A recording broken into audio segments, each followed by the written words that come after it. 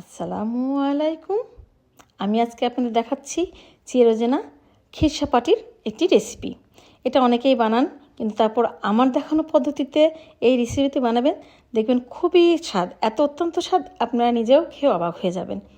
তো এই জন্য প্রথমে আমি আপনাদের দেখা দিচ্ছি চিনি গুঁড়া, বাসমতি চাল এবং আতপ চালের গুঁড়া 2 কাপ এবং ময়দা 1 কাপ, আর নিচ্ছে এখানে গুড় 1 কাপ, আর দুধ নিচ্ছে এখানে প্রথমে 2 কাপ দিয়ে এভাবে ব্যাটারটা তৈরি করছি, আর তারপরে আবার আস্তে আস্তে দিব। মোট আমি এখানে 3 কাপ ময়দার জন্যে 4 কাপ দুধ দিব। আমি এখানে কোনো লবণ দিইনি। এই লবণ আমরা আবার একটু লবণ খাই না তো মিষ্টিতে, এই জন্যে। কিন্তু আপনারা যে লবণ খান সে কিন্তু এখানে পরিমাণ মতো লবণ দিয়ে নেবেন।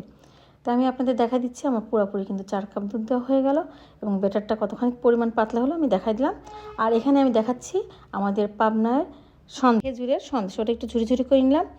ওটা কিন্তু দিলে একটা আলাদাই স্বাদ আসে, ওই জন্য আমি ওটা দিয়েছি। ওটা অপশনাল, আপনারা দিলে দিবেন। আর এখানে আমি ঘি দিয়ে দিলাম 2 চা চামচ, আর দিয়ে দিচ্ছি এখানে সুজি 2 চা চামচ, আর ওই চিনি গুঁড়া চালের গুঁড়া, চিনি গুঁড়া চালের গুঁড়া, ওটা একটু সেন্ট ভালো হবে এবং স্বাদটাও ভালো হবে। এটা একটু ভেজে নিলাম, আর 3টা এলাচ দিয়ে দিলাম।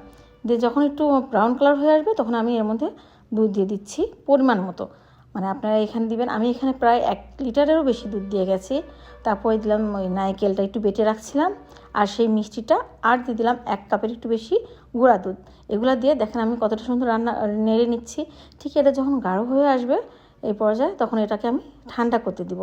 মানে ঠান্ডা করার পর আপনারা কিন্তু এই খেজুরি গুড়েরটা মিলাই দেবেন। এটা কিন্তু খেজুরি পাটাটাই আমি কিন্তু পানি দিয়ে জাল দিয়ে নিয়ে এরকম তল বানাইছি, ঠিক আছে। আর ওটা ঠান্ডাটা দিবেন এই কারণে, তাহলে আপনার দুধটা ফেটে যাবে না। তারপর ঠান্ডাটা মিলাই নেওয়ার পর আপনি আগুনে বসাই দিবেন, তখন এই যে এইভাবে সুন্দর হয়ে যাবে। যখন ঠিক এই পর্যায়ে হয়ে যাবে তখন একটু ঘি দিয়ে নামাই নেবেন। কিন্তু এটা কিন্তু আপনারা খুব বেশি গাঢ় করতে যাবেন না, কারণ পরবর্তীতে অনেক গাঢ় হয়ে যাবে। আপনাদের দেখাই দিচ্ছি যে পদ্ধতিতে, সেটাতেই করবেন। আর এখন আমি আপনাদের সেই ব্যাটারটা দেখাই দিলাম। এটা আমি তাওয়াতে দিচ্ছি। তাওয়াতে একদম হালকা হিট দিবেন, খুব বেশি হিট কিন্তু এটাতে লাগে না। মিডিয়াম টু লো হিটের মতন করে দিয়ে ব্যাটারটা যেভাবে দিয়ে গোল করে নিলাম, দেখলেন। তারপরে যে আমি এখানে সেই যে খমিরটা করে রাখছিলাম খিরসা, সেই খিরসা দিয়ে এইভাবে ভাঁজ দিয়ে দিচ্ছি।